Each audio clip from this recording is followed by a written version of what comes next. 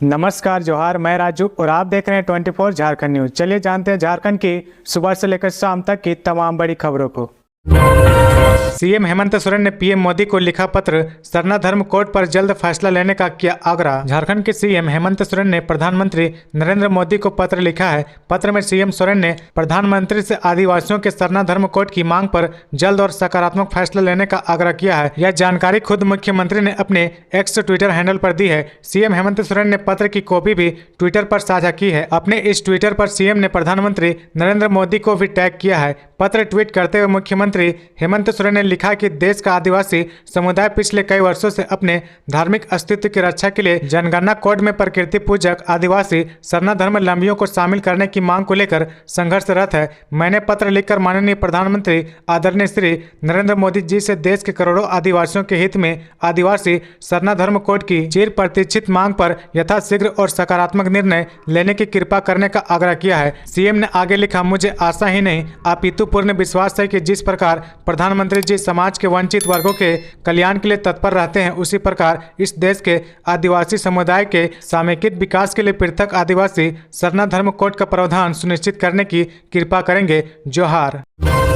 जुलूस से मोहम्मदी पर प्रशासन अलर्ट, जमशेदपुर में 2000 जवानों की तैनाती। गुरुवार को शहर में जुलूस ए मोहम्मदी निकलेगा, इसे लेकर तैयारी की गई है। मंगलवार को पुलिस लाइन में मॉक ड्रिल की गई है। इनमें से आंसू गैस के गोले छोड़ना और भीड़ पर रबर गोली चलाने का अभ्यास किया गया। इसके लिए अलग अलग दल बनाकर पुलिस ने दंगा से निपटने के प्रशिक्षण का पूर्व अभ्यास किया। एसएसपी किशोर कौशल भी पुलिस लाइन पहुंचे। जानकारी के अनुसार जुलूस के दौरान किसी तरह की गड़बड़ी न हो, इसके लिए 2000 सुरक्षा बलों को लगाया जा रहा है। इसमें जुलूस के अलावा मानगो, साक्षी, बिष्टुपुर, जुगसलाई और परसुडी के कदमपुर व कीताडी में विशेष तैनाती की जा रही है। जगह जगह पर लाठी पार्टी को तैनात किया जाएगा और ब्रज वाहन भी लगाए जाएंगे। जुलूस को लेकर सुबह 6 से रात 11 बजे तक नो एंट्री की तैयारी है। इसमें भारी वाहनों के प्रवेश पर रोक रहेगी। मानगो से साक्षी और धतकीडी मार्ग में यातायात को डायवर्ट किया जाएगा। मानगो पुल पर मानगो से साक्षी जाने वाले मार्ग में वाहनों को रोककर छोटा पुल और साक्षी से मानगो की तरफ आने वाले मार्ग को वन वे करने की तैयारी है। इसके साथ ही शहर के कई मार्गों को डायवर्ट भी किया जाएगा।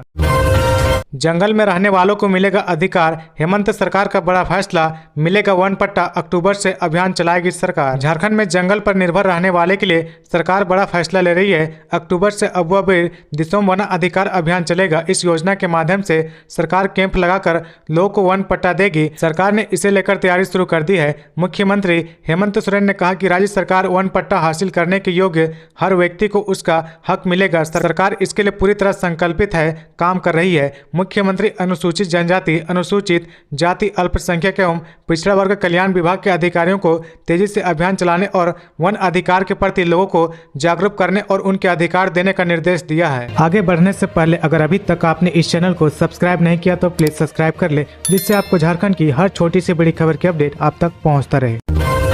जेल में ही कटेगी बाकी जिंदगी, रामधीर सिंह की ताउम्र सजा हाईकोर्ट ने रखी बहाल। बलिया के पूर्व जिला परिषद अध्यक्ष व सिंह मेंशन के मजबूत स्तंभ रामधीर सिंह को जेल में ही रहना होगा। उनकी ताउम्र की सजा को झारखंड हाईकोर्ट ने बहाल रखा है। विनोद सिंह हत्याकांड में रामधीर सिंह 6-7 महीने से रांची होटवार जेल में बंद है। उनकी अपील बेल पर सुनवाई पूरी करते हुए बुधवार को जस्टिस सुजीत नारायण प्रसाद और जस्टिस नवनीत कुमार ने रामधीर के आजीवन कारावास की सजा को सही ठहराया और उनकी अपील की याचिका को खारिज कर दिया। 25 अगस्त को इन दोनों पक्षों की दलीलें सुनने के बाद डबल बेंच ने फैसला सुरक्षित रख लिया था।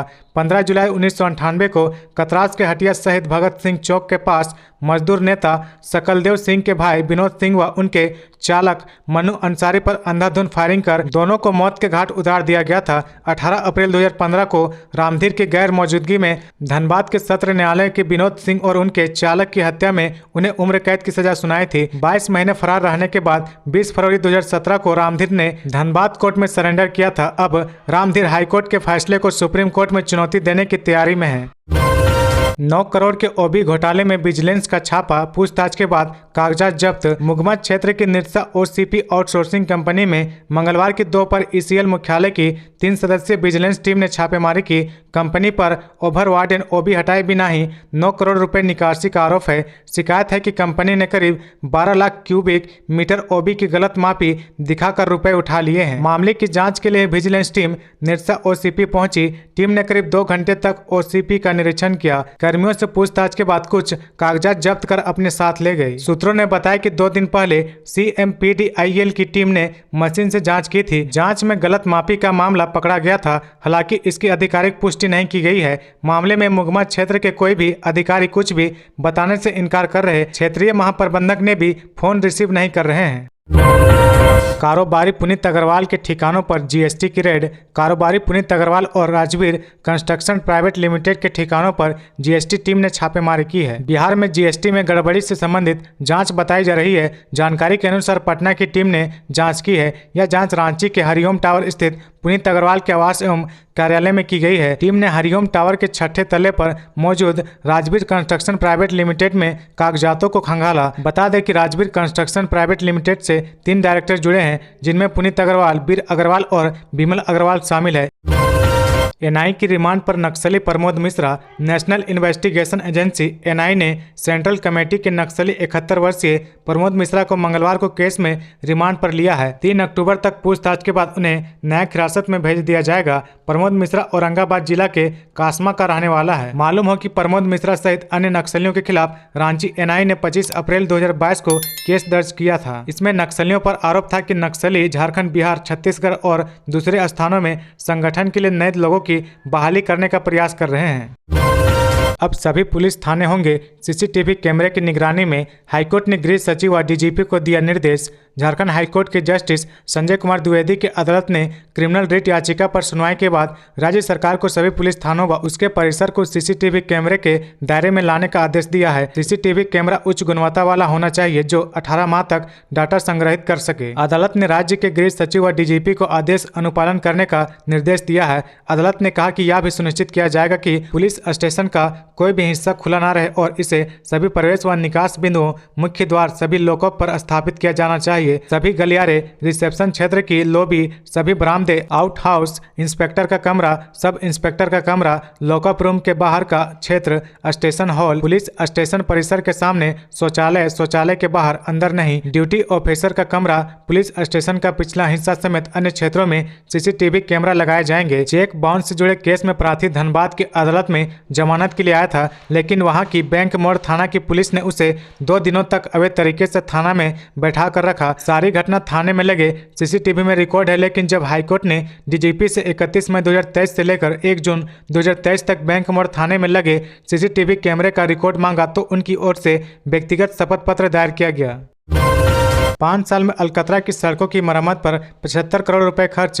इससे आधे खर्च में 10 प्रमुख चौराहे और रोड कंक्रीट ही बन जाते। राजधानी रांची में हर साल मानसून के बाद जर्जर हुई कम से कम दर्जन भर सड़कों की मरम्मत की जाती है। वजह यह है कि अलकतरा की ये सड़कों की जल जमाव के कारण बॉन्डिंग खत्म हो जाती है और ये उखड़ने लगती है। मरम्मत में देरी होने पर छोटे गड्ढे भी बड़े हो जाते हैं और हादसे बन जाते हैं। ऐसे में बरसात के बाद छलनी हुई सड़कों की मरम्मत काफी जरूरी हो जाती है, जिसमें एक बड़ी राशि खर्च होती है। विभागों की वार्षिक योजना के अनुसार नगर निगम, PWD और NHAI ने 5 सालों में राजधानी की सड़कों की मरम्मत पर 75 करोड़ रुपए से अधिक खर्च किए हैं, लेकिन अलकतरा रोड की यह नीति है कि इस पर हर साल गड्ढे और फिर मरम्मत पर खर्च। एक्सपर्ट का कहना है कि इतनी राशि से हर साल टूटने वाली शहर की 10 सड़कें और कई चौक चौराहे कंक्रीट के बन सकते हैं। एक बार ये कंक्रीट की हो जाए तो 20 से 25 साल तक ये नहीं टूटेगी।